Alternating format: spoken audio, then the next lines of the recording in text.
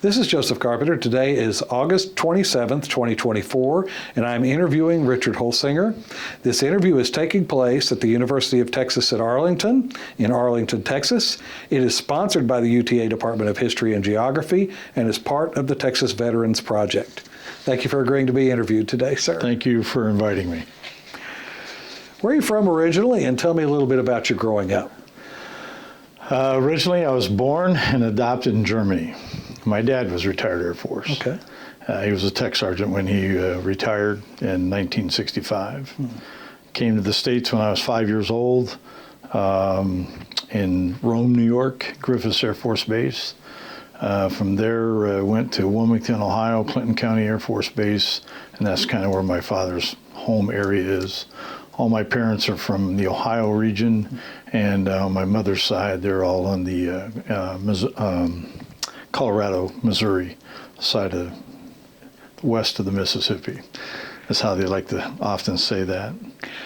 Your father was career Air Force? Career Air Force. He had 20 years almost to the date, and he had lost an eye while he was in the service from a disease called hysteroplimosis, I believe.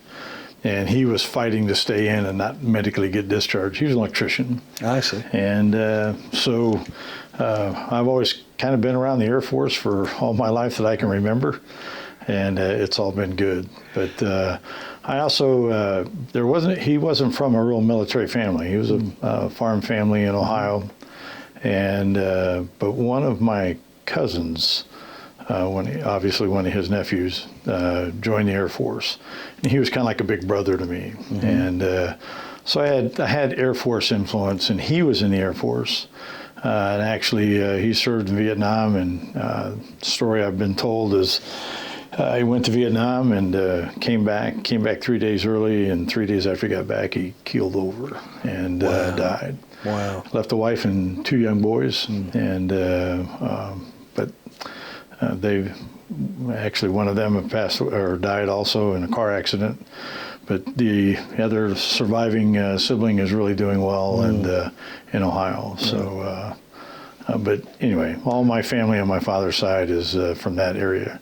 Clinton County Air Force Base is actually where he retired. I see. And we had a stint in Colorado, a stint in Michigan, and then back to Ohio, and then he retired. So that's kind of my upbringing. But when my dad got out of the Air Force, we moved to Richmond, Indiana, and went elementary, junior high school, then moved to Colorado Springs, Colorado from Richmond, Indiana. And Colorado Springs, Colorado is where I actually came in the Air Force. And so that's what I considered home, and in terms of coming in. So that was kind of my start. That would be your home of record. That was my home of record. Right. Texas is it now. Okay. So backing up a little bit, you said you were adopted. Yes. What's the backstory on that? The story told to me is, my mother couldn't have children, and they were in Germany, and my adopting parents, who I consider my parents, Sure. My parents, their best friends had a maid that was my natural mother. I see. And my natural mother, and obviously there was difficult times. Sure. And once again, the story I get is that the story that I have always been told was the friends told my parents that, hey, we've got a maid that's got a little baby that would be willing to adopt, and they came and saw me and took me right then and there, but I spent like 9 months in the hospital and wasn't supposed to live for malnutrition. Oh my goodness! So it's not the case today, but I can identify. That was kind of a rough start in life. But so my parents that adopted me, that's all I've ever known, and I've been extremely grateful and thankful, and it was never a surprise. And Good. And, I had a normal upbringing. Military moved around, and there were challenges in the military, and learned a lot. But I think the big influence for me, quite frankly, and they don't do a whole lot of that anymore, but they used to have the Air Force days where, they'd bring the community out, and it was always big activities, and go through airplanes, and firefighters would have demonstrations, and that was always fun times, almost like the carnival coming into town. Right. And that was obviously an influence. Yeah. As I'm sitting here thinking about it. Where did you go to high school? I graduated high school at William J. Palmer in Colorado Springs, Colorado. But I also went to Billy Mitchell in Colorado Springs, and I also went to Harrison High School in Colorado Springs. I see. So my dad, when he retired, we ended up in Colorado, he got in the apartment managing business. So that kind of forced some of the moves. So there's some high school stories there that are interesting, but hockey and football and swimming were kind of my passions. Baseball when I was little, but I was a hockey player in high school. No ROTC? No ROTC, nothing like that, other than the fact that because of the hockey and because I was a dependent, I could go out to the Air Force Academy, and a good friend of mine, we did a lot of skating with the Air Force Academy hockey team. So Wow. that was also kind of an influence, because pretty nice facility. Yeah, I'm sure. Yeah. Did you yourself attend college before you went into the military? No. My dad kind of set things straight for me pretty early that if you want to go to college, you figure it out. And you figure out how to go, and all my friends some were going to college, some were doing other things, and I was working at Lucas Sporting Goods in downtown Colorado Springs, and one of the guys I worked with, he constantly, every time he walked by me, he'd go, Coast Guard, Coast Guard, Coast Guard. I'm going, why the Coast Guard? He says, you'll never be outside the United States. You'll always be on one coast or the other. Right. But I didn't join the Coast Guard. And joined the Air Force, I needed a job, needed something to do. It really, I didn't sit back and say, hey, this is where I wanted to be or wanted to do. I just knew that it was a good life. It brought me up, so obviously maybe it'll work. Was that the reason you chose to join? The reason why I chose to join the Air Force, that was the path I decided to take, was the military. Air Force was my choice, and because of my cousin, Danny Wilson, and actually his first name is Danny Ace Daniel, but because of those two, I just decided to come in the Air Force.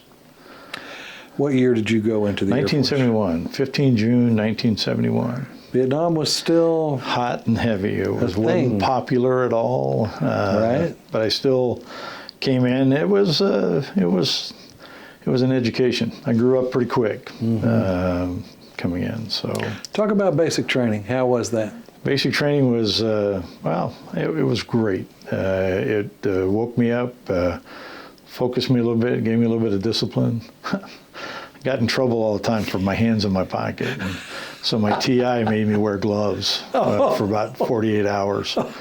And I took them off one night, and I got rudely woken up saying, put your gloves back on. Had to wear them for another day to remind me to keep my hands out of my pocket. Right. So, did it work? Yeah. I don't put my hands in my pocket too much. So after basic training, what came? Basic training, interesting part of that, I'm 18 years old, didn't 2 weeks out of high school, didn't really know what I wanted to do. I didn't necessarily want to be a cook. In retrospect, I wished I had, so I could learn to cook. My wife would probably appreciate it if I could cook, but didn't really have a handle on jobs. And a fellow Coloradoan, we're going through, hey, what do you think? What do you think? And we got down the list, and it says cryogenic specialist. Well, that sounds pretty cool. What is it? Well, I don't know, but it sounds good. So we put that down as our first choice. And the funny part of that story is, as we're getting our assignments from basic training, my TI goes, well, what'd you want? And I said, I wanted to be a cryogenic specialist. He says, in very rude language, what is that? You're going to be a jet over 2 mechanic. You're going to Chanute Air Force Base. And I'm like, okay. So somebody was looking after me. So that's really all I can say. It was, went to Chanute Air Force Base and ran Tool, Illinois, and rose to the ranks of a red rope and tech school. All right. Tech school was an extension of basic, a lot of discipline, a lot of marching. Saw a lot of crazy stuff. That was a tough time in the Air Force. The riots at Chanute happened. So there were some challenges, but I managed to stay focused and was trained on B-52s. And then from there, my first assignment was Norton Air Force Base, California. Okay. And I had no idea where I was going to go, or I didn't have any expectations as to aircraft or any of those kinds of things. This is where your assignment is. So my first assignment from basic to tech school to my first assignment being Norton Air Force Base in San Bernardino, California. Did you feel prepared for this first assignment coming out of tech school? I had a lot of dreams when I got the assignment to California. I'm a Beach Boy fan. Okay. Southern California, this is going to be great. It turned out to be terrible from that perspective. Why is that? All those beach stories that you see, they're true. They happen, but unless you know somebody, it's like get out of town. You're in the wrong neighborhood. You're on the wrong beach. You're not invited, because I was a military guy. I didn't have long hair, didn't have a beard, a mustache, or those kinds of things. So you stood out in a crowd pretty quickly in that era. And so I found Southern California not being really, it did a lot for me, quite frankly, but all part of the story. But I didn't like the area much. I was there 5 days before I knew I was in a mountain range because of the smog. Oh, wow. And because it sits kind of in a valley and the way the winds blow, it doesn't clear it out very often. That's all changed a lot since, but that was my experience. So I'm landing in a place, I'm going, wow. But I was excited to work on airplanes. So 141s were important, big, and it was really. So that's what you worked on was. So you went 141s. You went from B-52s in tech school to, because I was a jet over 2. It was any aircraft over 3 engines is where I could get assigned. I see. And so actually over 2 engines, and I could get assigned to, and Norton happened to be just where I got assigned. Where the needs of the Air Force came first, I guess. I was there a relatively short period of time. The actual, I guess, part of my story is I went into the classification or the personnel office, volunteer worldwide, send me anywhere, because I really didn't want to be in Southern California. And that was actually the day I met my wife. She was in the Air Force. Really? Yep. And there was 100 women and 5,000 guys, and I got one. So odds were pretty much against me, but I did well. Yeah. We're 52 years later, we're still there, hanging in there. That's wonderful. But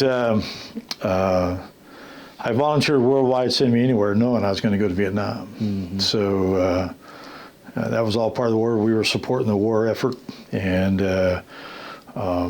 been on a lot of flights as a crew chief. We'd get to go and bring a lot of body bags back. Those are some of the vivid memories I have. I say body bags, they were like caskets. And but 141s were. It was a really exciting time for me. Learned a lot. Young airman, and the thing about my career, I used to always say, my career is nothing but a fairy tale. I've had great supervisors, great bosses, with very few exceptions. The guy I always had to report to was always just really a pretty good person, and took care of us, took care of me, and so because I wanted to be a firefighter for a while, and I'll never forget. my wife's boss was a senior master sergeant, and just in consultation and mentoring, and Sure. he steered me away from that. He said, you're probably in the best career field for promotions and to get ahead and those That's kinds of interesting. things.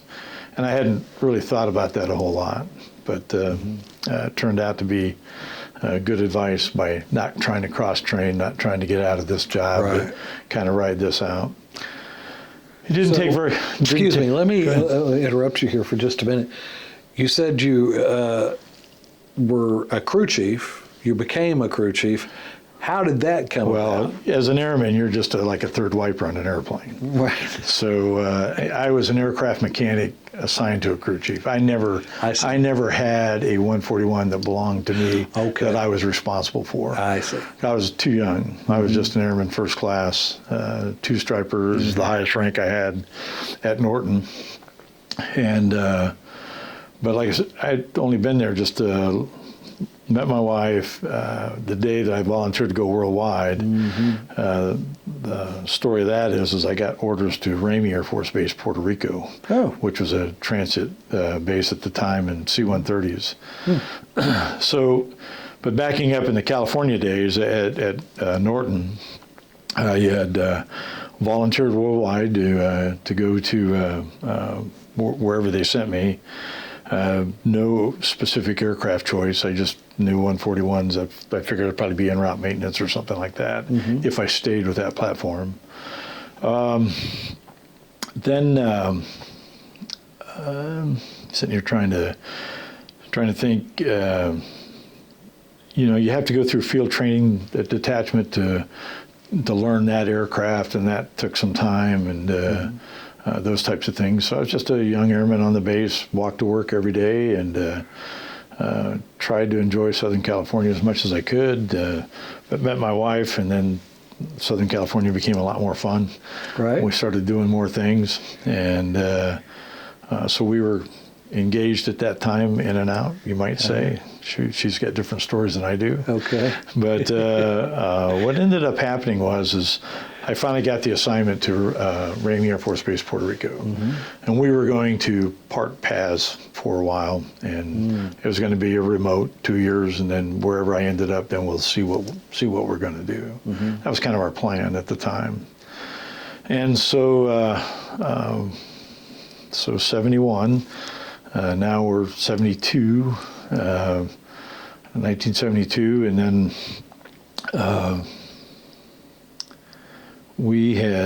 I'd gone to Colorado. We had planned that we were going to spend Christmas in Colorado Springs, Colorado, and then I was going to go to Sioux Falls, South Dakota, where she was born and raised, and visit her family New Year's, and then the 4th of January I was on my way to Puerto Rico.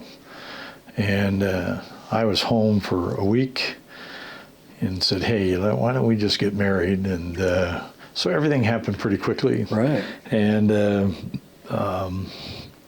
so we got married over Christmas, and I met my mother and father-in-law after we'd actually been married. But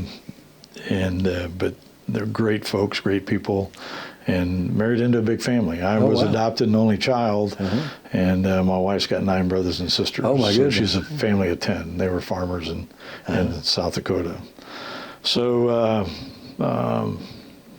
anyway, left California, and then left California, and then went to Ramey Air Force Base, Puerto Rico, and I was in transit maintenance. I was in the I can't remember the number, 1640th CAMS, Consolidated Aircraft Maintenance, but I was in transit alert, and that was a pretty good assignment. You said that was a 2-year remote? Well, I was just a young airman. It was just going to be a 2-year tour, and then I'd go someplace else. I see, It wasn't one of those, I could have stayed at Norton for a long time, but it didn't. So went to Ramey Air Force Base in January, and 6 weeks later, my wife showed up, and so I gave her a 6-month honeymoon. Puerto Rico, because what happened is right after we got stationed there, the base closed. Is that right? Yeah, Ramey Air Force Base closed in July of 70, or the summer of 73. And so we were only there 6 months. And so that was, it was a great time. And that's my first introduction to school. I took 2 classes at Inter-American University, I think, biology class and an English class, I think, if I remember correctly. And I actually completed those, so that was my first start. The other, probably during that time frame, and when so I got 2 classes. The thing about that is my wife was in the admin. She was in the Air Force as well, and she worked 5 days, sometimes 6 days a week. Well, I worked transit maintenance, and I worked the grade shift, and you couldn't refuel airplanes after midnight because POL was closed. So I worked 2 nights a week and had one of those off. So going to school was pretty easy. Wow. Going to the beach and stuff, and so the weekend would come, and the joke was, weekend comes, she'd go, well, let's go to the beach. And I'm going, nah, I'm tired. I've done that all week long. So she used to give me a pretty hard time about that. Yeah, I imagine so. Anyway, Puerto Rico was really a good assignment. Did a lot of things, and but that was our first assignment together, other than obviously engagement in California, Right. Puerto Rico. When it came time to leave, they gave like group orders. As long as you didn't necessarily have the same rank, but if you had the same skill level, you could trade assignments. And in transit maintenance, there was like 23 of us, if I remember correctly, something like that. And my wife was in administration, so we kind of both knew that as long as I got the assignments, that we'd be able to get together. Well, I got an assignment.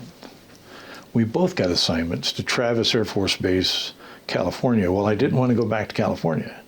It was expensive.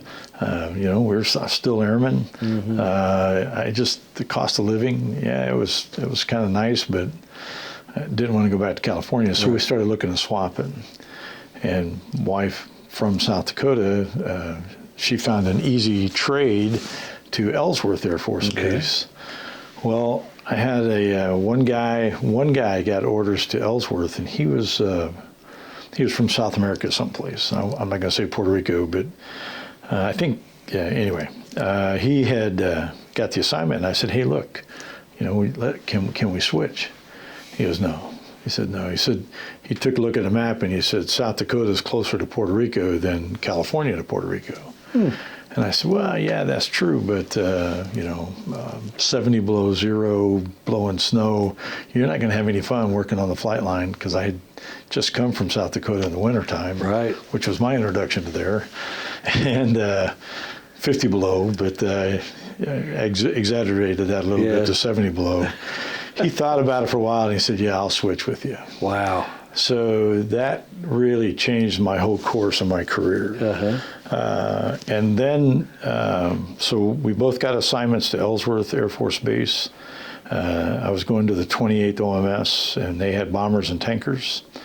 At that time, they had KC-135A models and B-52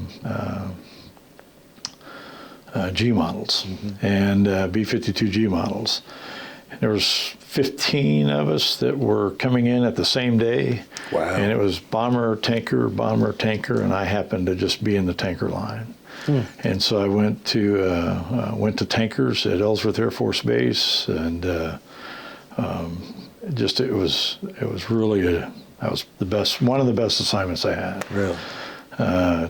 Became a tanker crew chief. I worked phase dock, worked flight line, had my own aircraft as a crew chief. Went to night school, what seemed to be like my whole life, at a small business college there in Rapid City, South Dakota, and ended up getting my degree. There were some tough times there. I lost my flight crew in 1970. I'm wanting to say 1976, I believe. Right in the bicentennial time frame. We were TDY to Alaska, and my flight crew was killed at Eielson. They crashed on December 7th. And I believe it's 1976. I should have looked that up so I could give you an exact date. Right. But 75, 76. And the aircraft commander was Captain Martin Graham. And the reason why I bring that up is I named my son after him. Really? I have 2 children. My wife and I have 2 children, and obviously grown. My daughter Margaret she's the youngest, and she lives in Seattle, Washington, and loves it there. And I like to visit, but that's about it. And my son lives in Greenville, Texas. He's got an Army background. So anyway. So what happened with this aircraft?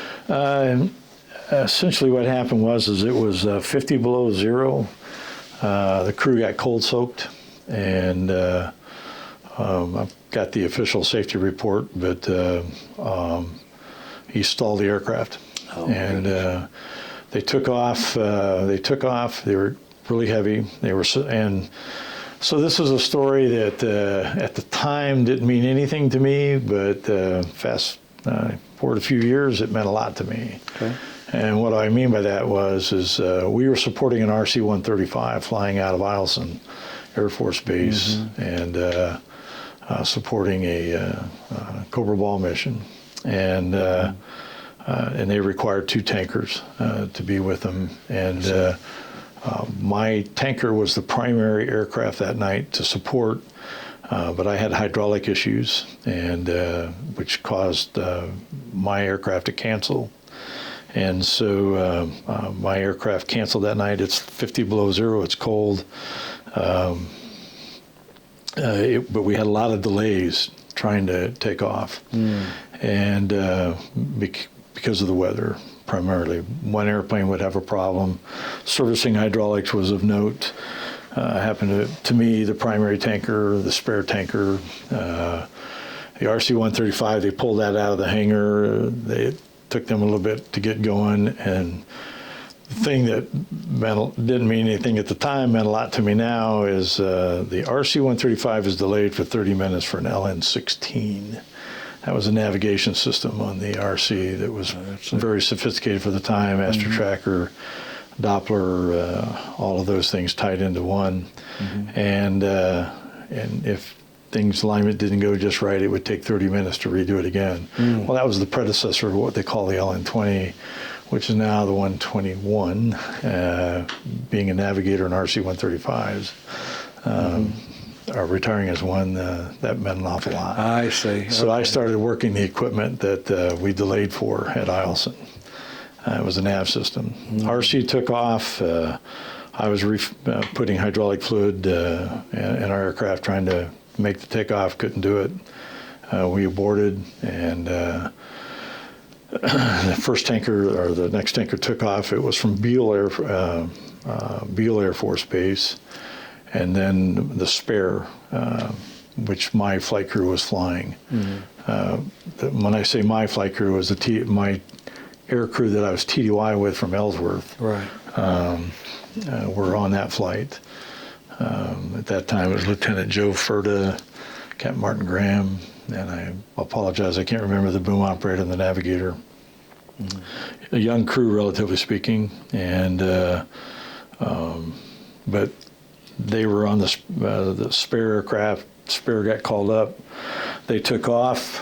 Gear hung, so they had a malfunction, and that distraction, heavy. They took off, did climbing out, right turn climbing out, ended up stalling the aircraft on the Tanana River. So tragic. I got to help with the investigation, which was an education within itself, and quite an experience in the wilderness of Alaska at the time. Wow. So that was one of the tragic issues in my career. That was tough. But me and my two assistants stayed at Eielson because that happened on the 7th, and we didn't come back till like the 19th or 20th of December from the TDY, temporary duty of being there. But it was a very very difficult time.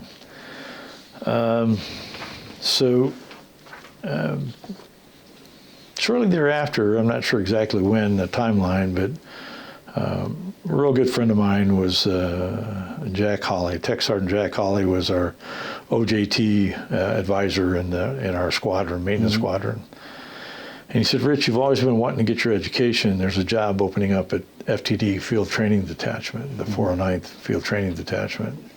You know, if you're serious about getting your education, you might think about doing this." And I said, "Okay." So I applied, got the job within a month of being selected. So now I'm at Ellsworth, and I'm now getting a controlled tour at Ellsworth. I see. My wife gets an assignment to Helenikon Air Base, Greece. And it was supposedly a tactical tactical air command assignment, and helicopters were there, and which meant I was going to have to laterally cross-train. I'm a big engine guy. I see. So it wasn't going to be easy, and the wife and I talked about it, and it was her call. It was her decision as to whether to take it, because we were facing with a separation if that happened. But, you know, I would try to get there if I could. And I didn't know if I could get out of my controlled tour, all of those types of things. So she opted to get out. That was difficult because we had re-enlisted. We were second-term airmen, and both sergeants in the Air Force at the time. And actually, I was a staff sergeant by then. And getting that assignment, a lot of decisions had to be made, and it wasn't easy at the time. And she gave up her career for me on the fact that I'm going to get an education. I'm going to try to improve, and but my track record at that time hadn't been spectacular. I did say I did take 2 classes in Puerto Rico and passed. But other than that, I hadn't really done a whole lot. So this good friend of mine, Jack, he's deceased as well, unfortunately. But they were good friends of the family, and I took his advice and became an FTD instructor. Went to night school, what I thought was my whole life, but I got to teach, got my education, and got my commission out of Ellsworth. So I was at Ellsworth 7 years. Wow. What was a field training detachment? What is? Most bases have air training command, ATC. I'm not sure. I think it's all the same right now, but most bases have what they call field training detachments, which is specialized for those aircraft for that base, whether it's fighters, bombers, I see. Transport, so that, so when I got KC-135s, I had been a 141 guy, so now I had to go through 3 or 4 weeks of field training detachment training to be a 135 expert. Or not an expert, but to learn. Right. And it was just great people. The thing about my career being a fairy tale, which what I said earlier, I normally always worked with great people. It was fun going to work every day. It was meaningful. You had purpose. And backing up just a little bit, because I had talked about that my wife and I had re-enlisted before we got this assignment. The significance of that was my goal. My dad retired as a tech sergeant, and so as I came in, I got to see that when I first came in, Vietnam was going, and number one, if you could re-enlist to 6 years, you could get a $10,000 bonus. That was a lot of money then. Wow, yeah. And but I couldn't do any of that because I was too young. But I could see those things, and then it became kind of, well, I want to make staff sergeant in 4 years. That was kind of a internal personal goal, only because of family. And well, I achieved that. I was a staff, re-enlisted, but by the time I re-enlisted, the bonuses were going down. And so the irony of that was the fact that I looked around at my options. You know, I didn't know that I was going to stay in for 20, 30 years. Every day was kind of something new and exciting. But I was looking at my options, and I was thinking about going to the reserves or to the Guard, and so went to Sioux Falls, South Dakota, because I got the inkling that I'd really like to be a pilot, and in the Guard at the reserves at the time, you didn't have to have you could be working towards your degree, but you didn't have to have your degree to go to pilot training. Is that right? Yeah. So that was kind of appealing to me. So my wife and I go home for the weekend, and I go out and talk with the reserve guys at the time, and I had really great conversations with the chief of maintenance and their ops group commander at the time, and were really pleasant. But they had A7s, they had fighters, and they had one recept. Well, my transit maintenance time in Puerto Rico helped me with receps, because I worked a lot of 124s and some of the older reserve and Guard aircraft. But they didn't have any openings at the time. And so what had happened is I walked away with that thinking, well, really not a chance here. So, let's just go back to Ellsworth. So we went back home, back to Ellsworth. And so we finally, okay, if we're going to re-enlist, let's re-enlist now. And if we're going to get any kind of bonus, because if we don't, every day it's going down. Right. So we made that jump, and I re-enlisted. And 30 days after that, sometime after I re-enlisted, I get a note from the reserve unit there in Guard unit in Sioux Falls saying, "Hey, Rich, we really liked you, liked meeting with you. We've got an opening for you. We'd like for you to come and work for us." Wow. And I'm like, thanks a lot. Right. You never gave me any indication whatsoever that you were interested in me. So anyway, that door got closed, re-enlisted, and went to FTD, became an FTD instructor, got my degree, and what was your degree in? My business. Okay. I got my degree in business, and minor was in data processing. But got my degree in business and undergraduate.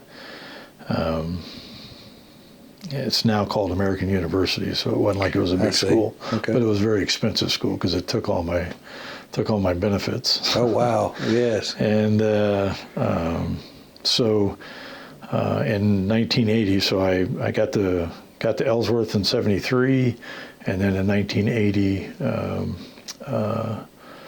got my commission. Went to OTS, went back to Lackland. Went to OTS, Officers Training School, and that wasn't without challenges. That woke me up. Well, tell me about that. Well, it was a real. It really works in your character and your integrity and those types of things. I got set back. I got set back for academics, and why is that? Well, what happened was I was more worried about the flight, our guys, the ones having trouble. Well, I knew Air Force stuff. I knew how to fold clothes. I knew how to make beds. Right. I knew how to polish boots and those kinds of things that were time consuming. And so I always helped our flight doing that. Well, I wasn't paying attention to me. Oh. And passed the first test without very little study at all. And so now we're into the meat of things. And it was writing a paper, and I failed the writing twice. Oh, wow. And so that was a very difficult time. So I had a baby. My wife's living in South Dakota. Everything was based on a timeline. Right. And everything was based on a timeline. And I was messing all that up. How did you overcome that? Well, a lot of soul searching, a lot of phone calls back and forth. And bottom line is my wife supported me. It's like, whatever you do, we'll be fine. And probably one of the key elements is it wasn't like if I quit, I go tomorrow and I pack my bags and I leave. I had to stay there like I was in like in the OTS all over again until I got an assignment and get out. So I had another 4 or 5 weeks that I was going to have to march, walk, all those kinds of things. And I'm like, if I'm going to have to do this anyway, I might as well just I had the option. So I got set back, put in a squadron, but the issue is I could have no failures, none. Right. And Captain Flores was my I call him a TI, was my instructor. And we had a very private conversation, and I'll never forget it. I'm like, kind of woe is me, but I'll do the best I can, and I'll help, and and he says, no, you are going to make sure that if anybody fails, it's your fault. And you are going to make sure, because you know how this works, and you're going to make sure that this flight goes through with flying colors. And I'm like, whoa. Wow. Didn't expect that. It really woke me up. Right. And so I became what they called OT low-key. I didn't volunteer for any jobs because I knew that those didn't, but I helped everybody I could, but I studied and finally learned the Air Force writing skills because I'm like, wait a minute, I've got a college degree. I know how to write. Right. But it was getting the formats and doing it the way the Air Force wanted, and I wasn't completely in sync with that at the time, but I got that way. And anyway, ended up graduating, and wife and baby and my mother and father came down for graduation, and then from there went to Mather Air Force Base in Sacramento, California for nav school. Wow, back to California. So, but I was a second lieutenant then. Right, and a little different. So how far along in the officer training did you know that you were going to be a navigator? I knew I had a nav slot. I had a nav slot right away. How did that happen? How did that come about? Well, they took when I was at Ellsworth, you have to get letters of recommendation and those kinds of things. And I applied for pilot training. They took the top 10% that applied, and I just wasn't in the top 10%. The funny story there was that Colonel Cowgill was the base commander, and my wife worked for the base commander. And I said, well, I got good news, bad news. He says, I got selected for OTS, which is really good. I'm really excited. The bad news is I didn't get a pilot slot, and I got a nav slot. And he goes, well, that's great. You're never going to die alone. And I'm thinking, thanks a lot. I really appreciate that. Right, And particularly after your experience in Alaska. That had actually happened a couple years previously, but you're right. No, but I just never forget that, him saying that. Right. And once again, good people, was influenced by good folks. And my wife had her chief that was in charge of all the administration for the commander is still alive today. He's a deacon in the church, Catholic Church, and in Omaha, Nebraska. He's 95 years old. Oh, wow. And Ernie Spicer, and he kind of helped coach us and guide us along at that time, and made sure applications were filled out correctly and those kinds of things. So that's great. But I got a nav slot out of when I got selected. What I was afraid of getting set back is that I'd lose my Latin nav slot. that could have been a challenge. Right. Fortunately, that didn't happen. Mm-hmm. So I rolled into nav school 8014, I think was the last of the last class of the fiscal year 80. So 1981 is when we graduated. Nav school was tough. Had a little. He became 1 year old while we were there, and nav school demanded a lot. It was focused on study, right? And but met great people that still are part of my life today. So it was really good. The funny part of that was she would never introduce me to anybody because I had gotten a line number for tech sergeant prior to going to OTS. So, I separated as a tech sergeant in the Air Force. I became a tech while I was in officers training school. I see. But tech sergeant. But she would never introduce me without being second lieutenant, formerly tech sergeant, or tech sergeant, now second lieutenant. And I'm like, I had to sit down with her one day. I said, sweetheart, there's not anybody that has had a career like I've had, and I'll talk with anybody about my enlisted career. I couldn't be more proud of what I got to do, all of those things in my career. And but the realities are I'm now a second lieutenant in the Air Force. Yeah, but you're not the same as all the second lieutenants that walk around this base. That's a good point. And she was determined that she was going to separate me from the crowd. Right. Now, it was just those were just some of the interesting times that we had. Yes. So Mather was good. We didn't get to do a lot of things because I usually was studying, working, flying. It was a tough year.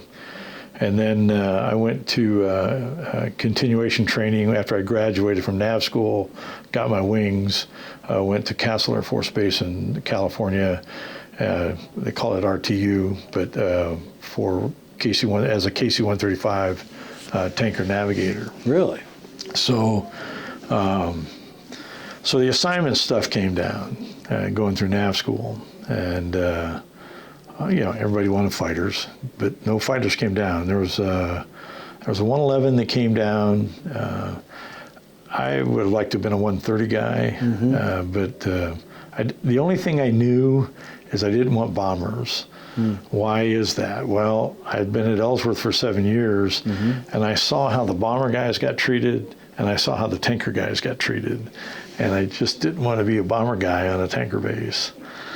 So, so that was just, for whatever reason, that was my decision making. How wrong that may have been, but wife and I batted the assignments back and forth. Well, my wife's sister was in the Air Force. She was a photographer and at Altus Air Force Base, Oklahoma. Well, at the time, Altus had KC-135s. They had an alert squadron there on the base, but it was a MAC, Military Airlift Command base. So I saw that would be a great opportunity for a second lieutenant navigator being part of SAC, the Strategic Air Command, and on a MAC base, you can stick your nose up at those guys, and but not have to compete with the bomber world, And so we chose KC-135, Altus Air Force Base as my first assignment, and we deliberated over that for a pretty long time, and then finally, to turn in our assignments. Well, a day before, 2 days prior to turning in our assignments, I get a phone call from my flight chief at home, and he goes, Rich, we've got a by-name assignment for you to go to RC-135s. Well, that hadn't, RC-135 EW slot had come down, but not a nav slot. And I'm like, I don't know anybody in the recce world. I have, still to this day, have no idea how that happened. But the problem, the issue is that you got to make a decision that you want that. And I said, well, my wife's working right now, and I really would like to talk to her about it before I make that jump, because all I knew about RCs at the time, that they were either at Eielson, which my experience up there wasn't the greatest, and Offutt Air Force Base in Omaha, Nebraska. And wife being from South Dakota, that worked at Offutt would be my first choice, but you know, I would have gone anywhere, but I needed to talk with the wife about it. And there were no text messages then. No, and so that all happened. And my flight chief says, "Look, you've got to decide now." I said, "Look," he says, "if you don't decide now, you're just going to have to throw your name in the hat, you know, tomorrow when you come in." And I said, "Well, throw my name in the hat. I mean, I'm not going to do that," to my wife at the time. And so she came home, and I told her what happened. She says, "Well, that's what you want to do. Take it," you know, because the mission was exciting. The reconnaissance mission was exciting. Right. And so I went back the next day. We all were turning in our assignments, and thought I threw my name in the hat, but I got an RC-135 to Offutt Air Force Base. Wow. Well, then, after, you know, 2 or 3 days go by, we're kind of excited, and, you know, talked it over, what we're going to do, where we're going to go, and all those kinds of things. Her commander called me in for admin at Mayfair Air Force Base. And he asked me, he says, "Are you happy with the assignment that you got?" And I said, yeah, I'm pretty thrilled. And he slid over 2 sets of orders to me. He said, "Well, you had your choice." And I said, "What do you mean?" He said, "You could have stayed here at Mather," because there was a tanker unit here at Mather Air Force Base. "You could have stayed here or go to Offutt." I said, "Well, I think we want to go to Offutt." The only reason for that wasn't because of me or anything that I'd done. They wanted to keep my wife working at Mather. I see. And so they had worked out to where I was going to be able to stay if we were not happy with what we had. I see. So I thought that was pretty neat. It is. And made a big statement on her dedication to work. She was a civil servant at the time. And so, anyway, left Mather Air Force Base and went to Offutt Air Force Base, and then my career's never been the same since. So, when you got to Offutt, what did that look like? Had you ever been on an RC-135? I had gotten a tour at Eielson. A friend of mine was Master Sergeant, was a crew chief on the Cobra Wall up at Eielson, and I had gotten a tour. Pretty crowded is what it looked like, but it was a 135. So, you know, I thought it was pretty neat, but I hadn't thought about it a whole lot. But going through nav school, you know, talk about the missions, and you get all of the, you know, the motivational films, you know, F-16s bombing places, and, you know, F-4, at that time, F-4s. Hate to say that, but that's how old I am. But, you know, fighters was kind of, but 130s were really intriguing to me, because they got to do tactical, they got to do a lot of neat stuff. 141s were fun, but they were kind of getting phased out. And so reconnaissance intrigued me, and even more so in the fact that what they do in peacetime is the same thing they do in war. Oh, is that right? And so that was, our missions meant something every day. And that's kind of what got me hook, line, and sinker. When I got into the business in 1981, November of 81, went to Offutt Air Force Base and checked in. They wouldn't I got checked out pretty quick, but I couldn't go anywhere because I was on baby watch. My son was born in Rapid City, South Dakota, and my daughter was born in Omaha, Nebraska. I see. And she was born in March of '82, and they wouldn't let me go anywhere until until she I see. came around. Right, right. So shortly after that, though, I was on the road and at Offutt Air Force Base as Second Lieutenant Nav. Spent a lot of time TDY. What can you talk any about the kind of missions that you did in generalities, at least? Well, in generalities, obviously it was reconnaissance, it's intelligence. It was the infusion of comment ELINT. So there was a large spectrum of air breathing. We call it air breathing reconnaissance because we flew the airplane. There was anywhere from 20 to 30 plus people on the aircraft. Is that right? Yeah, 2 pilots, 2 navigators, a lot of equipment in the back of the aircraft. Mm-hmm. And there was a lot of different variations. There was combat scent, which there's only 2 of those aircraft in the Air Force. Rivet joint, which is the meat of the reconnaissance, air breathing reconnaissance business. They've got 14 plus aircraft today. With the inclusion of the United Kingdom, they now have 3 airplanes just exactly like ours almost. Because the UK bought into the RC world. We have basically 20, I think, to support the Department of Defense, both UK and United States. But the mission itself, I got to see the bad guys kind of face to face in the air. There's stories that are evident with the P3 that got shot down. Seeing enemy fighters wasn't unknown to us, but we worked in international airspace, 12 miles off any border, out in the ocean, all around the world. So we operated off of an MOB FOB concept. Main operating base is Offutt Air Force Base. That was the home for the squadron, the air crew specifically. And then from there, we operated out of RAF Mildenhall in England,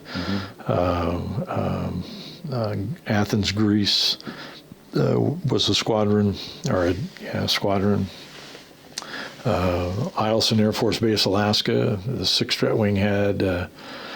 We had a detachment there, a detachment in England, detachment in Greece, detachment in Eielson, and then a detachment in Okinawa, Japan. So those then became our staging places. I see. Okay. And then out of there, we could also operate in a lot of other different places. So I had a lot of TDYs to a lot of different countries and got to see a lot of different stuff.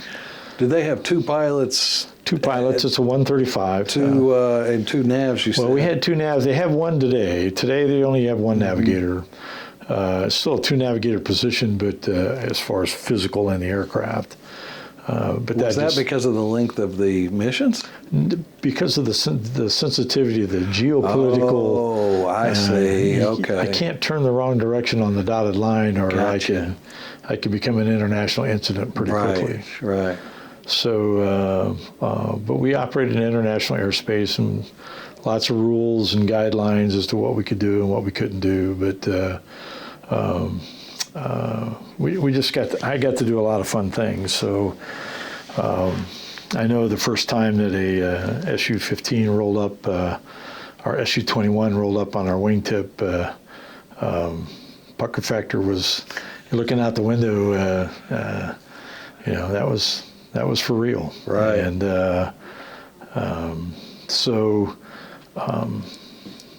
we a lot of intel gathered just off of airplanes next to airplanes. Wow. How long can you fly? What armaments do you have on there? How equipped are you? That type of stuff. But and it was telling the world that, hey, America's right here. We're just not too far away. Right. And so then I rose through the ranks at Offutt Air Force Base. I was in a 38th Strategic Reconnaissance Squadron. Okay. And so second lieutenant, first lieutenant, captain. When I came into the 38th Strategic Reconnaissance Squadron in 82, 81, there were majors and lieutenant colonels that were NAV 1. We had NAV 1, NAV 2, and then pilot, co-pilot, aircraft commander. And we had lieutenant colonels and majors that were aircraft commanders and NAV 1s. Because at the time, you had to have 2,000 hours to get into the aircraft. I was the second class. I was the second navigator class ever to come directly out of nav school, the RC-135s. That had, before all the navigators, the NAV 2s, they'd had thousands of hours in a KC-135 or another aircraft before they came into the RC business. And that was because of the sensitivity of where we flew and what we did. And you know, KL got shot down because they thought it was in RC-135. Is that why that happened? Well, I mean, that's the rumor? That's the story. So Interesting. Okay. So there was a lot of excitement in the air from that perspective, but they were long missions, hard missions. Flying over the top of the world in grid is a whole new experience. Grid navigation, and where you're taking the equation of magnetic variation out of the picture.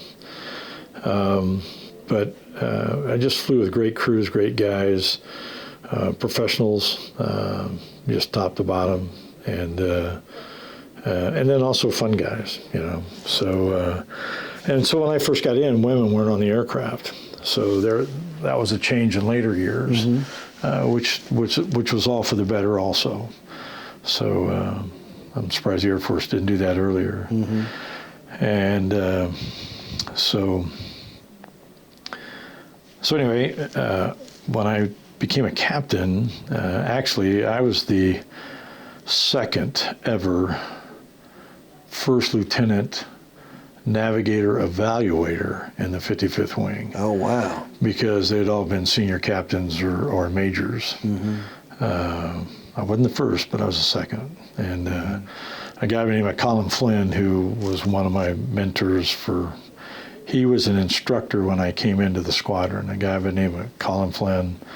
He ended up becoming the ops group commander, vice wing commander, and then became an ROTC guy in Arizona, and a school teacher. Just one of the most brilliant people I've ever met. He was an Air Force Academy grad. And then his counterpart was a guy by the name of Thomas Lane, but we all called him Loose Lane. And he was brilliant, and he was part of the reasons how I got to Greenville, Texas after I'd retired. I see. So, so we've kind of graduated through nav school. I've gone through the ranks of NAV 1, NAV 2, or NAV 2, NAV 1, instructor nav, evaluator navigator. And because I had so much time in the Air Force, I was looked at for overseas assignment. Well, typically a lot of guys would either go from RCs at Offutt to RCs at Eielson, or to England, or be on the staff at England at the operating locations that we had. And knowing my family, my wife actually would have liked to have gone to Eielson. That would have been her first choice, because it was, she's into plants and those kinds of things. And she would have enjoyed that more so. Second choice was England, but she wouldn't have cared a whole lot for England or Greece. And so what ended up happening is it was pretty competitive, but I ended up getting a slot in Mildenhall. I see. So 1985, we went to RAF Mildenhall. I was on the DOR, Director of Reconnaissance Staff, at the 6th Strategic Wing at RAF Mildenhall. At the time, that whole arrangement's changed a lot now, but the operating is all part of the RAF Mildenhall main base now. Where before we were just kind of a detachment on the base. So I was on the staff for 5 years in England. Wow. And really exciting times there. It was a great place to have my kids. My kids went to British schools, just elementary schools. Some trade-offs with that, but we did that anyway. But I got to do some really fun stuff.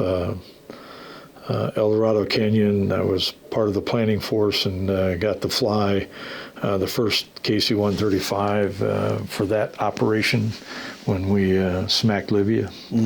I did a lot of what they call coordinated missions with the SR-71, the Nimrod, which was the RC equivalent for the UK. And then two types of missions that I talked about, combat sent, rivet joint, and I didn't mention the third one, Cobra Ball, but there's three primary missions with the RC-135. Cobra Ball? Cobra Ball. So simplistically, that's broken down to combat sent, your scientific and technical intelligence, you know, so they may know where the bad guys are at, where anti-aircraft, missile sites, those kinds of things, those we know where they're at, but they can take that data that they can collect off of that, refine it, divine it, and a lot of electronic countermeasures are developed out of the intelligence gathered by that. Okay. Rivet joint was kind of how I unclassify, define it as it can define the battlefield. Okay. And then Cobra Ball was your MASNT, your intel, your space, rocket stuff. Oh, I see. Okay. So once a rocket comes off the wing or off the ground, out of the ground, if you happen to be there, whatever information you get's up for grabs for anybody. Okay. So us trying to be there at the right time, right place. Right. Okay. So they were key during the Gulf War for Scud, tracking where Scuds were coming from. So. And like I said, I intertwine these a little bit, but when I first got to Offutt Air Force Base, my family was never inside an RC-135. Is that right? Because it was classified. Yeah. Couldn't take them in it. And it wasn't until later years that kind of opened up, and my grandfather, actually, and my cousin that was like my sister, at Wright-Patterson Air Force Base, we took a combat sent to Wright-Pat, so I got to go on the trip, nav on the trip. Hey, you're coming out, going to be there for the weekend, and they were giving tours to the aircraft to some of the staff there at Wright-Pat, and I was allowed to bring my grandfather. Actually got to be the first family member inside. Is that right? An RC-135. Wow. It was only up front, but still, it was kind of very neat. Cool. Yeah. But then over the years, I was able to get my kids, my wife inside. But my wife's like, "That's just an airplane. Thanks. Have a great day." Right. Yeah. So then from RAF Mildenhall, I went back to Offutt. That was I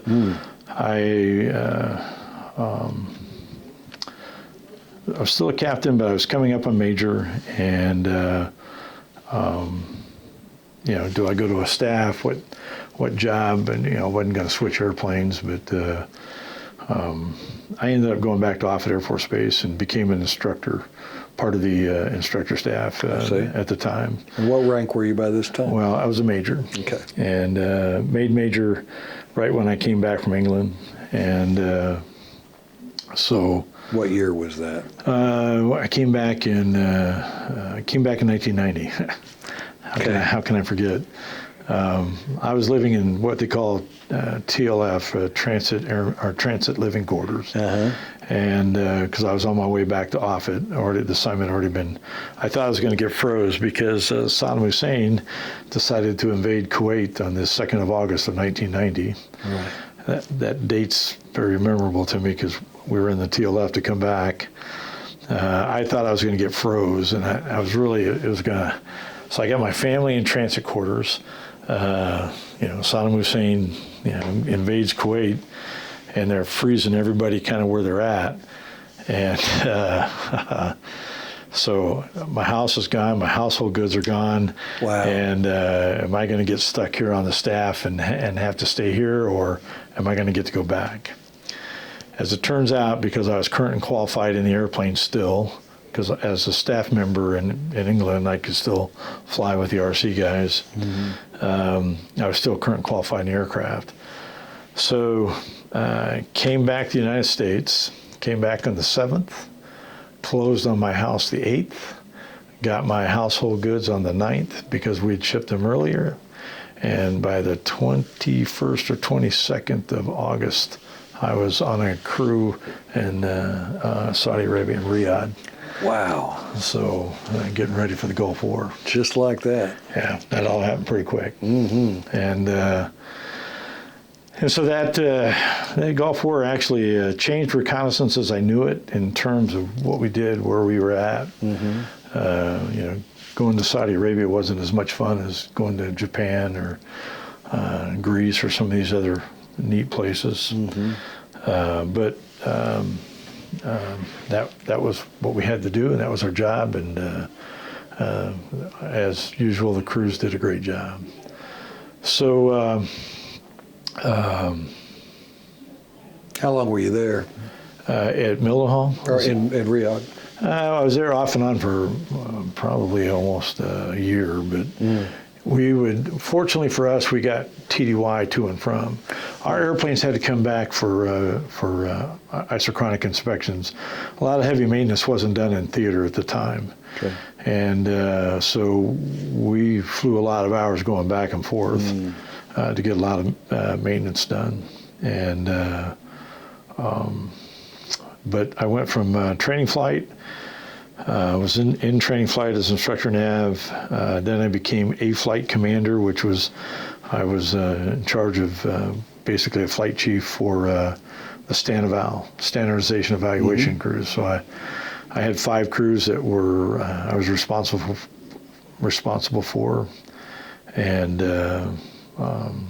setting the standards for the RC business, which was really rewarding. And I worked for Colonel Flynn at the time, or Lieutenant Colonel Flynn at the time. He was the squadron commander, but who had been the training flight instructor nav when I came in '81. I see. So okay. Kind of incestual there a little bit. Right. And he said, "How would you like to be? Would you be willing to give up flying to be my maintenance officer?" Well, SAC had went away, ACC had stood up, so we're in Air Combat Command. So our structure had changed a little bit. Maintenance was in our flying squadron now, where before it wasn't. And my answer was, well, let me think about it, yes. I mean, it was that quick. Really? And it was just timing. Timing worked out well for me. Promotions were hard at the time.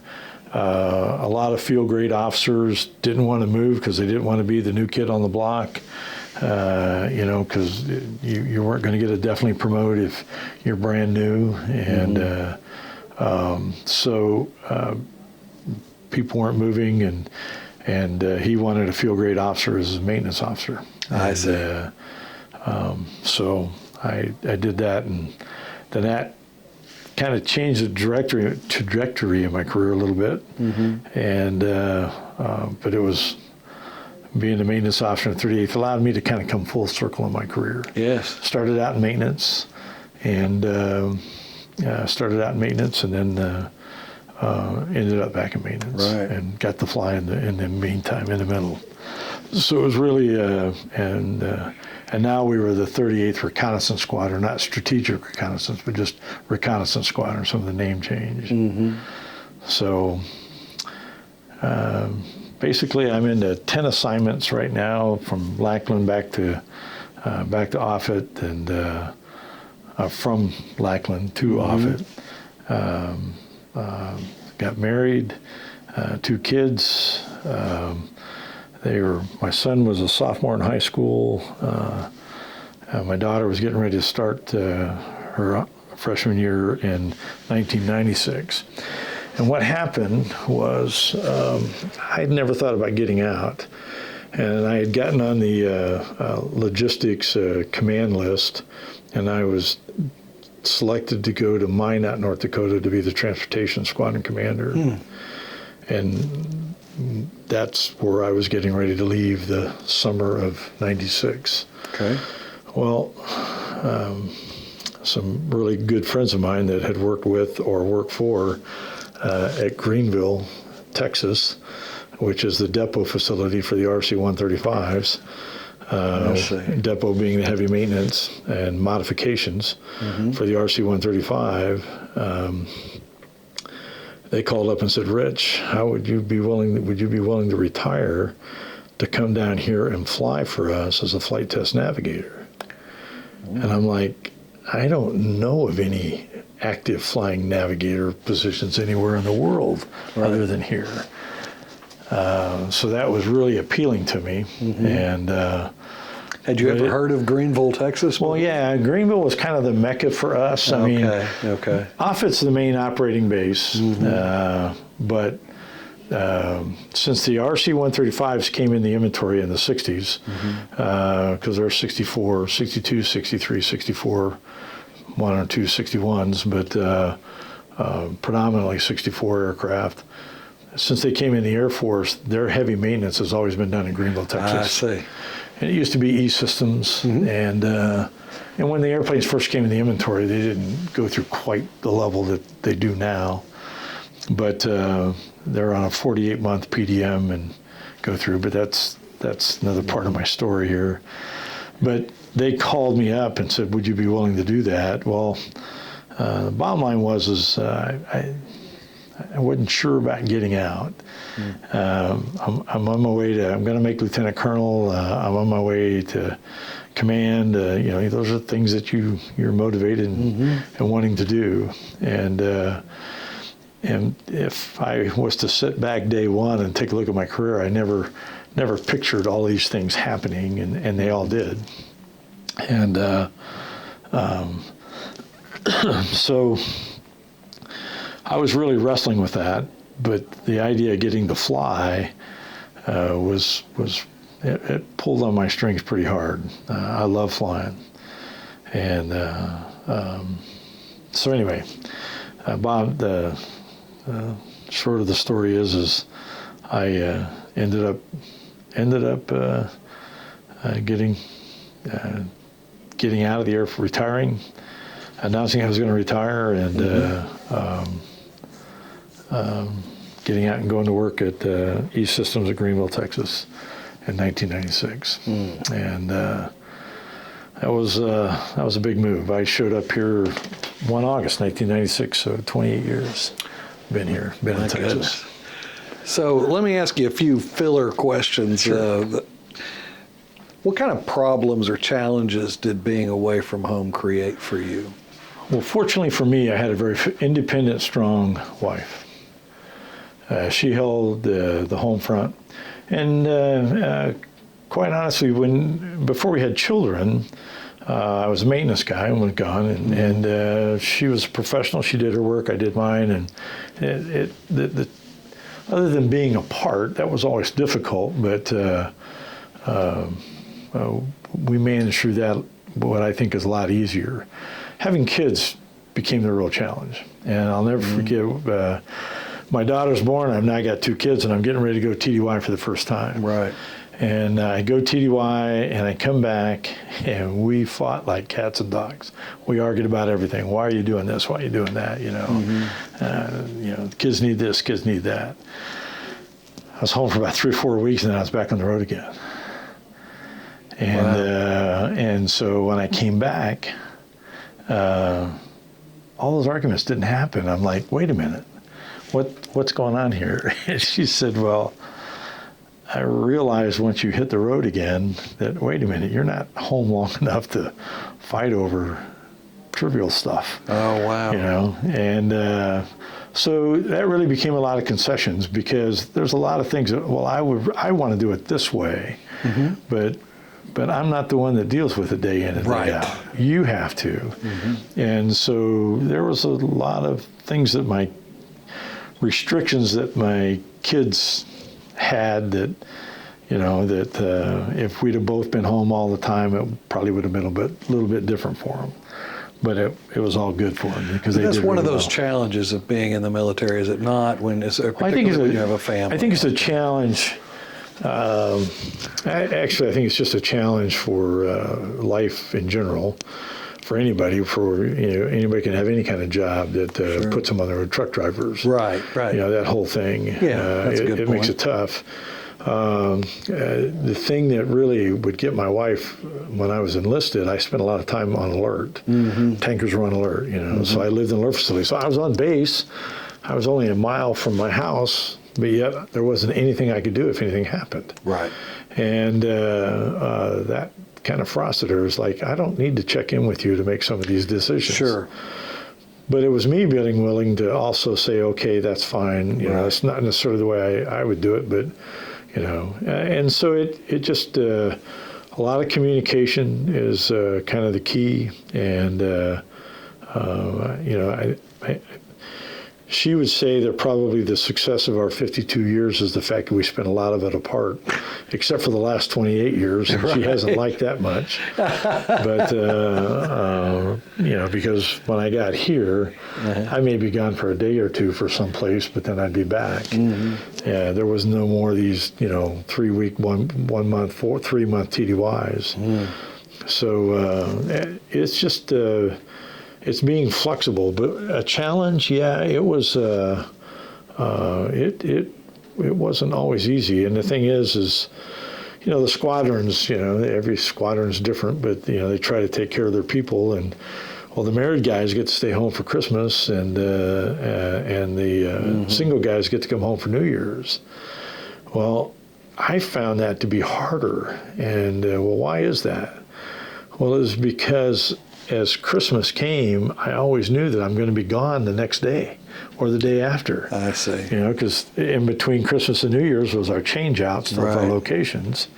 And so it kind of always put a dampener over Christmas, whereas if you come back after Christmas, you didn't make Christmas Day, but you're the Christmas present when you got home. Right. But makes sense. because my wife, she had, like I said, she had a brother that was in the Air Force. He got out and became a farmer, and the sister in Oklahoma that was a photographer. But her older sister was in the Navy. She was actually in the Army, and then married a guy in the Navy, and so she changed from Army to Navy. They were in the medical field, and they're both retired, and they're living in Wyoming right now. But they were in Okinawa. So I spent 3 Thanksgivings at their house. So I was still with family. Yeah. Even though I was on the road TDY. Yeah, that's good. So I was blessed in that arena. So anyway, so challenges. It was never easy. It's never easy to be gone for birthdays, anniversaries. Because we didn't spend a lot of anniversaries together, because our anniversary is the 28th of December. There's a lot of times where I left on the 28th or the day before. And birthdays, and so sometimes you're not as attached to your family's, extended family's activities as well, because you're just always gone all the time. Right. So I guess that's probably that's what I think about. There wasn't easy times, but having a very strong wife, she set the foundation. She wasn't needy. She could make the calls, and we'd get on down the road. Right.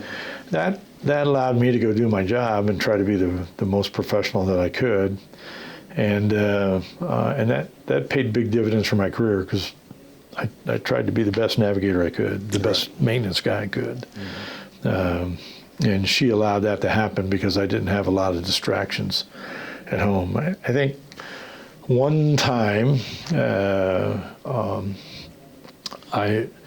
3 days prior to leaving to Athens, Greece, it was going to be a 1 month trip, and she fell up the stairs in our house. We had like a split level, and she ran her hand in the door, and I think it jammed or hurt my little finger. I'm going, wow, does it hurt? Is it all right? And well, that wasn't the right thing to do, but Right. it hurt her pretty bad. But she was getting around and she could move it a little bit, and so we didn't think a whole lot about it. You'll be fine. And rather than going to the doctor and doing what we should have done, well, I'm just get to Athens, get briefed in. We'd flown one mission and getting ready to go again, and all of a sudden I get this call: you got to get to the base now. You got to get on the phone with your wife, because in that time frame we didn't have cell phones. Right. So it was the one on Sundays you could call for 5 minutes from the command post. Well, as it turned out, what had happened is she had broken her finger in like 3 or 4 different places, Oh, and my it was going to have to goodness. be pinned together. And the doctor said, look, you're going to have to let your kids go someplace else. You're not going to take care of them. Because if I do this surgery and their kids are at home, you're going to want to take care of them, and you don't need to do that. And how old were your kids at this time? They were, let's see, how old were they? 3, 5, 3, Oh, 4. very, They're very little, 2, yeah. 4, 2 or 4, 3 or 5. Still toddlers. Yeah, and so there's 100 people that would have taken care of our kids with no problems. My wife said no. She drove from Omaha to Sioux Falls, South Dakota, dropped them off at the grandma's, came back, had surgery the next day. Well, Wow. that next day she had a little bit of anxiety about it, and that's when they called me. And I see. I found out about it, but there was nothing I could do. Sure. But she made it as a trooper. But I feel bad about not being there when Right. that happened and not being there for her. Right. So That's one of the challenges that you face when you're. it's tough. And but we knew other families that had some of the same struggles, and so we tried to help other families out as well as them helping us out. So Right.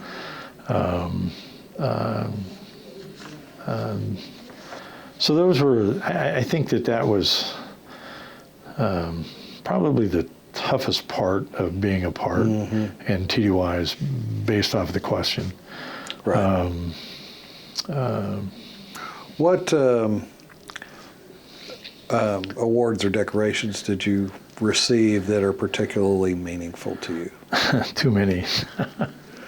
No, I've been graciously awarded. I'm a member of the 55th Wing Hall of Fame at Offutt Air Force Base. Wow. And that initially is because of my time in the 55th Wing as a navigator, maintenance officer, but also after my retirement, my work in Greenville, Texas. All that accumulation helped solidify getting put in the Hall of Fame. I've been put in the Wall of Fame at Greenville, Texas, for the 645th Aeronautical Systems Squadron, which I've since retired from. And so I've got those two. I've gotten, probably from an accomplishment perspective, it's like a congressional award, but it's from the Ministry of Defense, from the United Kingdom. I see.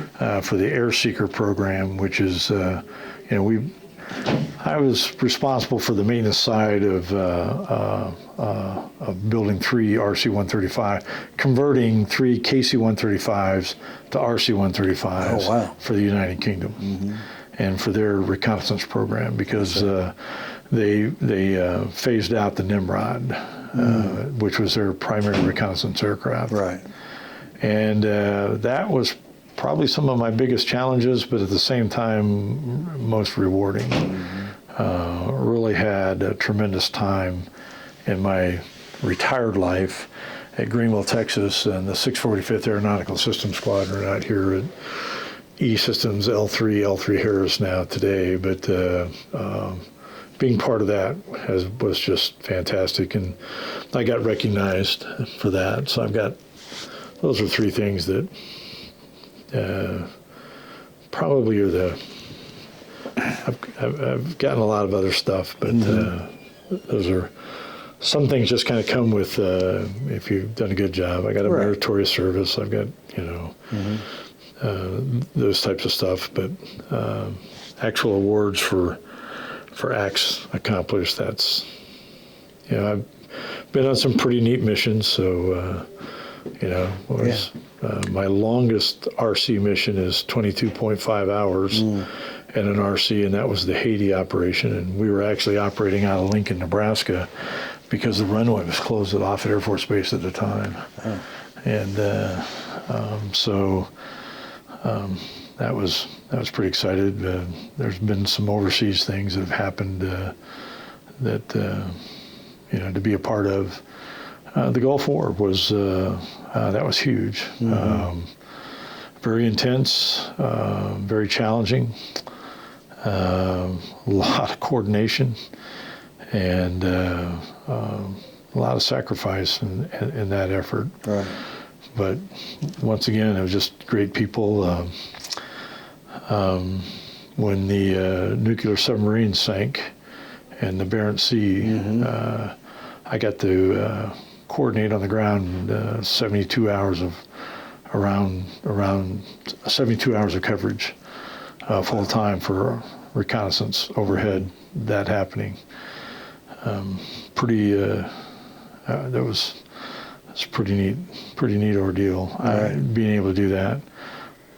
So I got to do a lot of things that were really neat. But being awarded, those three kind of culminate everything.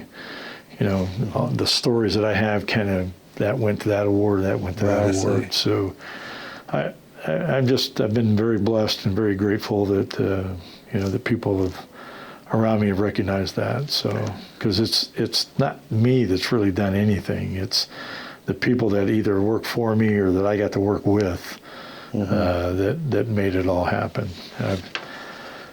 Would you say that was your favorite part of serving? Oh yeah, the maintenance people that I got to work with or technically work for me, but I work for them. Phenomenal. The dedication is just incredible. Because when you're underneath an airplane trying to put something back together, or something goes wrong, it's having the right people around is really pretty significant. Right. It's you've probably heard this story 100 times, but when the colonel or the general or somebody says, hey, what can I do for you? And so as a KC-135 guy, crew chief, I'm changing a generator, trying to get air crews out on the airplane, and we're trying to get the airplane out, and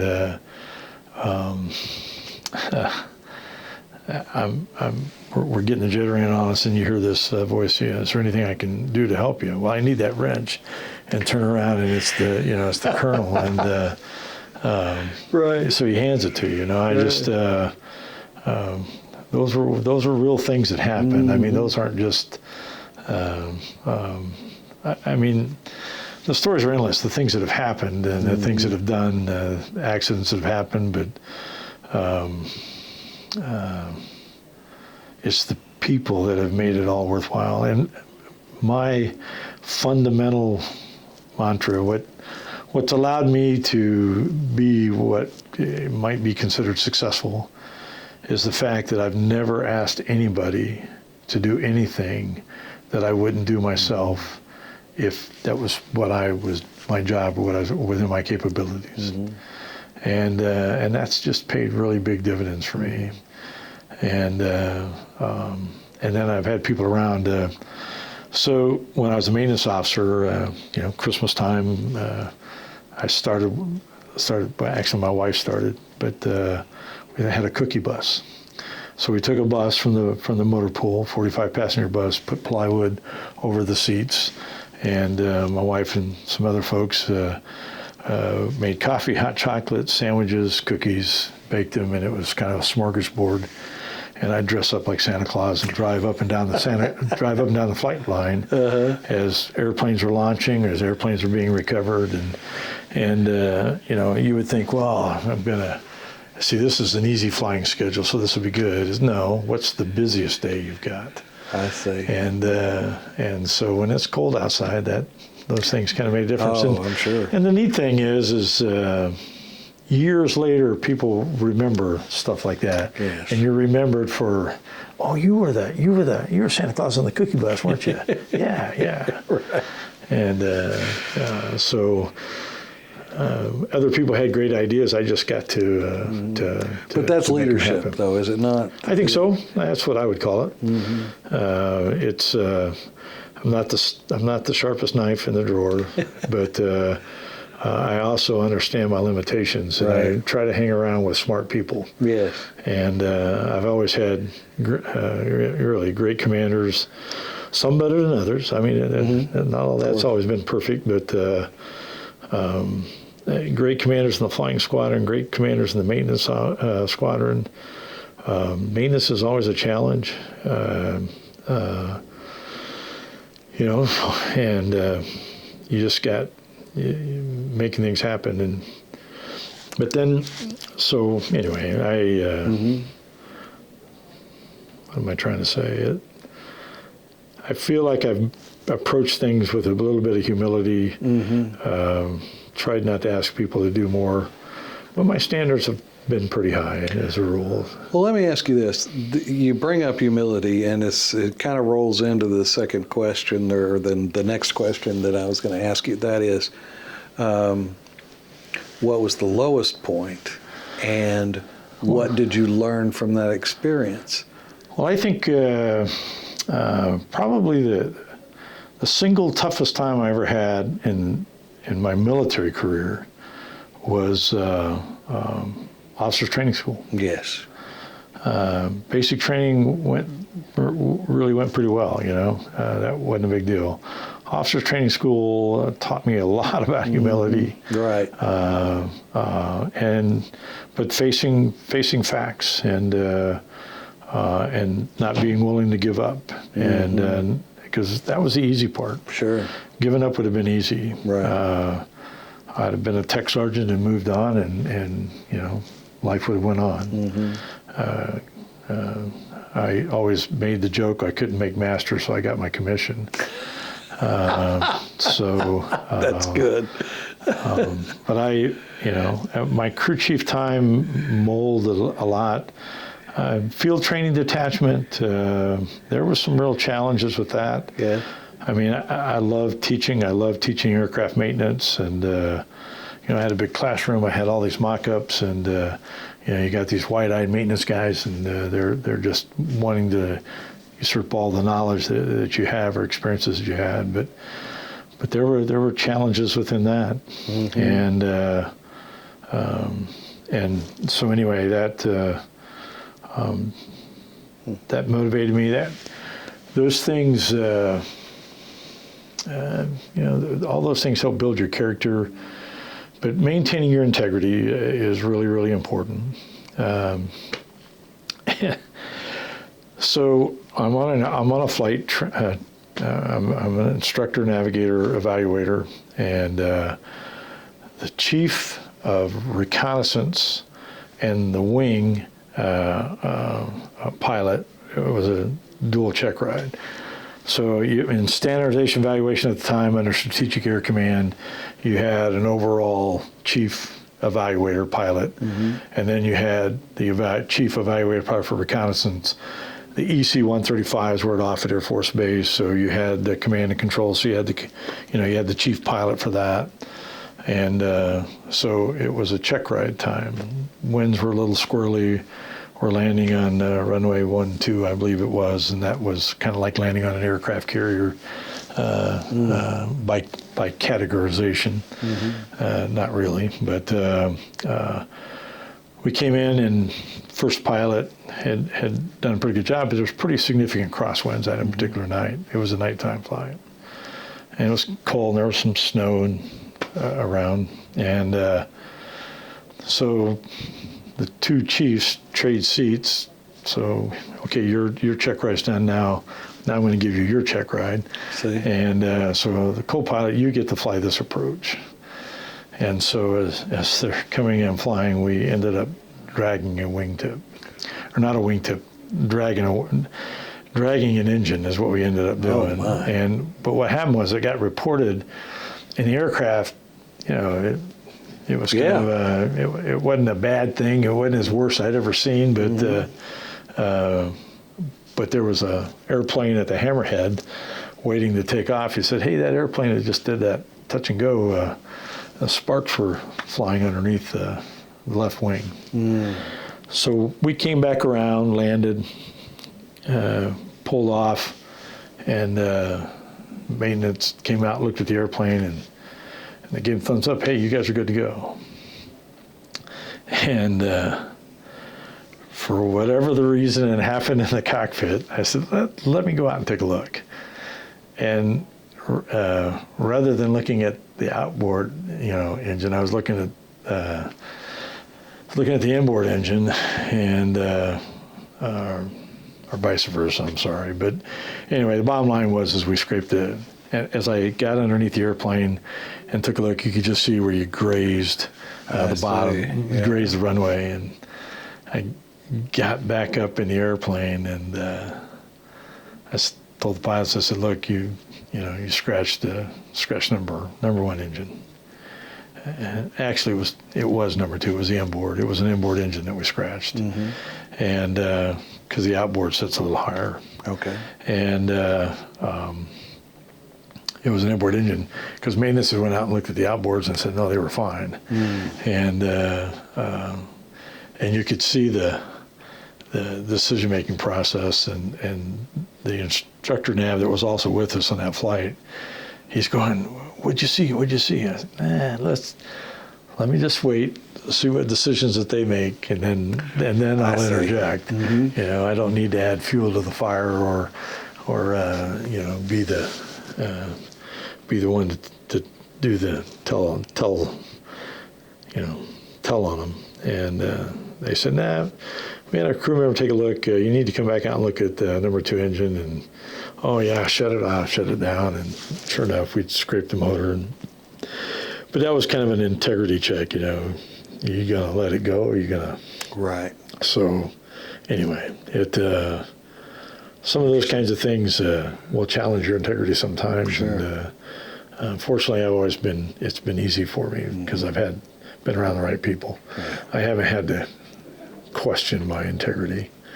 So anyway, that character building, integrity, those are things that stay with you. Humility, being humble is important, and those things will help you along the way. And just learn your job. Just be good at what you do, and people will normally see that and take care of you. And I think I have to attribute it to that. When I was an airman on the flight line at Norton, as 141 guy, I just tried to do as much as I could. When I got that transit maintenance in Puerto Rico, that was always fun and exciting. You never know what you were going to get to see. Right. And then 135s at Ellsworth. I got to work at Phase. I got to work in the back shops. I got to have my own aircraft. Having your name on the airplane was a big deal. And then I got to teach. So those were all those things kind of formulated my career. Right. So anyway. What made you laugh? Mostly people every day. Would you say you laughed every day? Yeah. I'm usually the glass half full. I'm not a half empty guy. Right. I enjoy life. I enjoy the people I'm around, and and especially today, church is a big part of my life. Okay. And so, that's, my foundation is in God, and everything else kind of is around that. Right. So, I've always been kind of a happy person. I've never, have I been upset? Yeah. But what reminds you of your service? Smells or music or sounds? Anything like that takes you back? All those. Yeah? Well, I live very close to where I worked for the last 28 years. Yes. So they just delivered 2 airplanes last week before. And I get a call from one of the maintenance guys that text, "Hey, Rich, we're going to take off at 9:30. And I'm like, really? Okay. And my son works out there. He says, "Dad, the first airplane just took off." So I went outside, went back, and sure enough, I could see the 2-ship as a formation coming, delivering back to Offutt. Because all of my roots are at Offutt Air Force Base, Right. even though I've grown roots here, and but Offutt is our customer. That's where the guys that are doing God's work. I call it the tip of the spear. They're the ones that are executing. Mm-hmm. These guys down here are building the handle and forging the steel, but you got to have somebody that'll wheel it and make Right. it work. And that's all the maintenance and the flight crews. The flight crews at Offutt are doing that around the world 24/7. Are you involved in any veterans organizations? Well, Air Force Association, I'm a life member. VFW, I'm a life member. American Legion, I'm a life member. With the Knights of Columbus, that's the Catholic arm of our men's group of the Catholic Church. But I'm a 4th degree knight, which is the patriotic part. So I sponsor, head up, coordinate, putting flags in the cemeteries in Greenville every year. I've actually got a flag retirement ceremony that I've sponsored. I've got 3 years of it, video on YouTube now. Oh, wow. So if you pull up flag retirement, Knights of Columbus, KC flag retirement ceremony, 2024 is our latest. So that's become a community, not just a church, but a community patriotic activity. But the AFA is really important to me because we're trying to mold and help young children, I say children, kids, Right. young adults. Yes. Swing them towards the military. And the VFW and the American Legion do a lot for veterans, and I go up to Bonham periodically to visit veterans up there at the VA Center. So, yeah, I'm between the Knights of Columbus and the Air Force Association and the Civil Air Patrol. I don't do a lot with the VFW and the American Legion, but I help when I can. Right. So. Would you serve all over again? Oh, absolutely. Would you do anything differently? I'd try to get my commission earlier. I'd probably go to school first. Right. No, I would like to have been a pilot. I'm a private pilot, but I'm not current or any of those kinds of things. But I love flying. It's kind of like, touching the face of God sometimes when Right. you're coming through the clouds and stuff. It's just Right. really neat. Kind of a bad day in the air sometimes is better than a good day on the ground. Yeah. That So- sounds familiar. Touching the face of God. Well, I just it's you hear the shark the doom da-doom da-doom as you're coming through the clouds, you're coming out, but it's but weather can be a real challenge. Yeah, I sometimes, imagine. too, so Oh my goodness. trying to keep your distance sometimes. So what impact has the service had on your life? Well, I think it's everything where I'm at today has been because of it's allowed me to provide for my family. It's provided me the opportunity to meet some of the most extraordinary people in the world. Because there's some phenomenal stories out there of just great people. It's gotten me closer to God in a lot of ways. You know, it's given me my family. You know, if it wasn't the Air Force, I wouldn't have met my wife. Right. And, you know, and I got 2 great kids, 2 great adults now, you know. Yeah. No grandkids, but maybe someday, you never know. Right. But they're good citizens, and I think to me that's what's so much more important. And I think just being involved with what's going on in our country and what's happening is really really important. You know, things don't always go the way you want them, but that's okay. Right. You're still part of it. What advice do you have for young people who are entering the military today? Well, I would say that if you just really don't know what you want to do, join. And it doesn't matter what branch of the service. I told my son this, and I believe this. When you're 18 years old, or just getting out of college, maybe even college, you may be a little bit more focused, but when you're 18 years old out of high school and you really don't know what you want to do, it doesn't matter whether you go in the Marines, the Army, the Navy, the Air Force, Coast Guard, Space Force. I'm not used to that yet. Still learning that. The issue is those are all fun when you're 18. Yeah. You know, going out camping, going out, you know, living in the wilderness, being on a ship. All those things are exciting and fun, and they teach you skills, and they teach you life skills, and they teach you things that will help you to survive just day to day. But when you get 30 and 40 and you're married and you got kids, some people would call that baggage, but I don't.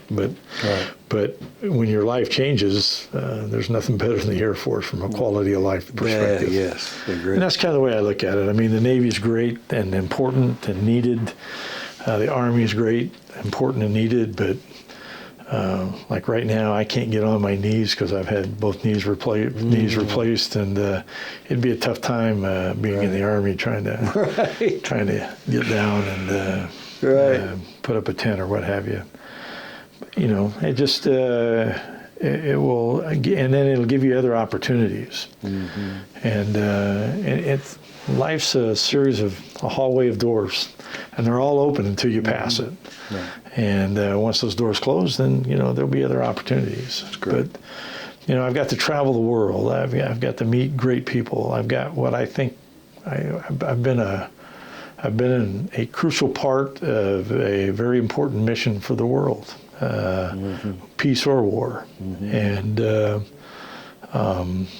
those are the things that were fulfilling for me. Yes. And you know, there's what some would consider mundane, and it's just what you're indoctrinated to. I used to, you know, I'm on the flight line and in the weather and that kind of stuff, you know. And here I got this 5'2", 130-pound guy trying to, you know, or you got a 6'4", 300-pounder beating a typewriter, you know, and but it's what you become indoctrinated to. It's what you're becoming comfortable with. I think it's just important to do whatever will physically allow you to do those things as well. I think it's important. I was the first. I guess I had a few firsts, but I was the first maintenance instructor at Ellsworth. We had a recovery team, and we brought the first girl on the flight line, and I had her as my student. And it would, you know, those times were changing, you know. And you evaluate people and what they can do, you know, not their gender, not their religion, not their, you know, those types of things. Are you capable of doing what you've been asked to do? Right. If you can do that, then more power to you. So, and that's kind of how I've judged that my whole life. And so, because there's some people that you think they're the greatest in the world, and turn out that things aren't so good, you know. Right. So, can also be let down. Right. What, if anything, would you like to add to this interview that we haven't discussed? Well, I've had a 28-year career as a civil servant contractor that's directly related to my military career. If it hadn't have been for my Air Force career, I wouldn't have had this opportunity. Mm-hmm. And that's the thing that I see. I used to watch guys that say, you know, I don't care what, I'm getting out of the Air Force no matter what. I'm, you know, on this day.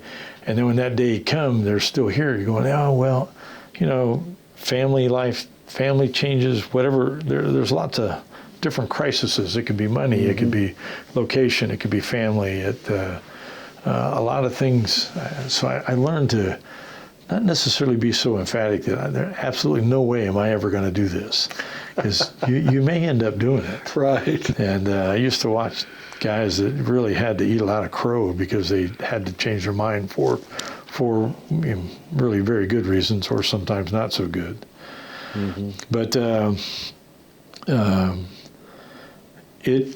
all of these things kind of molded to my civilian career. So I'm a retired civil servant. I'm a retired Air Force. So, you know, double dipper, yeah. I've weighed heavily on the taxpayer. But I've paid my fair share of taxes. Yeah, I would say so. But I think a military member coming out into the civilian world it's so much better.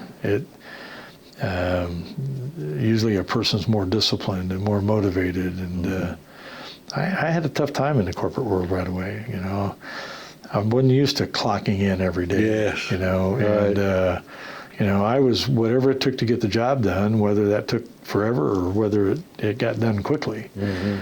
You know, in the corporate world, that's a whole different ballgame. Right. And I went from flight test navigator, gotten to fly. So, you know, I've got, I think, over 9,000, but over 8,000 hours of flying.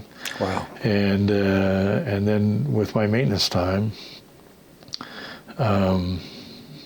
you know, you're motivated to get the job done, whatever it takes. And but people do the job. Mm-hmm. It's not the machine. I had a retired chief. My superintendent was one of the most smartest guys I ever met. His name was Tom O'Neill, Chief O'Neill, and he's up by Whiteman, I think, right now. Mm-hmm. And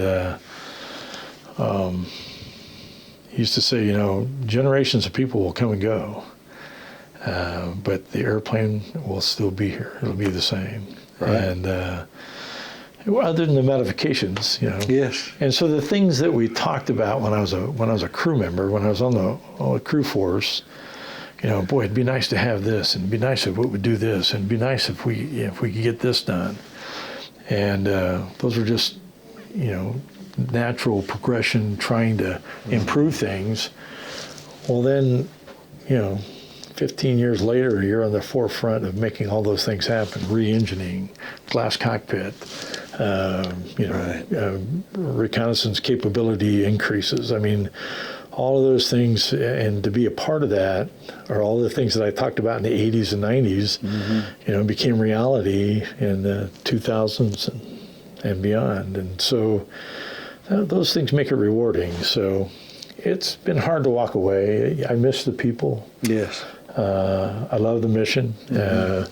I'm still part of the 55th Wing Association, and they're spread all over the United States, all over the world. You know, guys that have retired and gotten out, but had a time, and you know, had a, you know, whether it was a 2-year, 3-year, 4-year, or 10-year, 15-year career at Offutt, working on RCs, or down here in Greenville working 20 years. I mean, our corporate world here, they're just as much part of the Wing Association as any GI that's there, because you know, a lot of them are just as motivated as a military guy. Right. And that's what I found rewarding, that the corporate world, in a lot of places, they're just as motivated and dedicated as any military guy. It's not just about money. It's Right. now people will argue that with you, but I believe that. L3 out here in Greenville's got a lot of retired military, Navy, Army, Air Force, and a lot of guys that have got a lot of attachment to these airplanes specifically. Right. So it's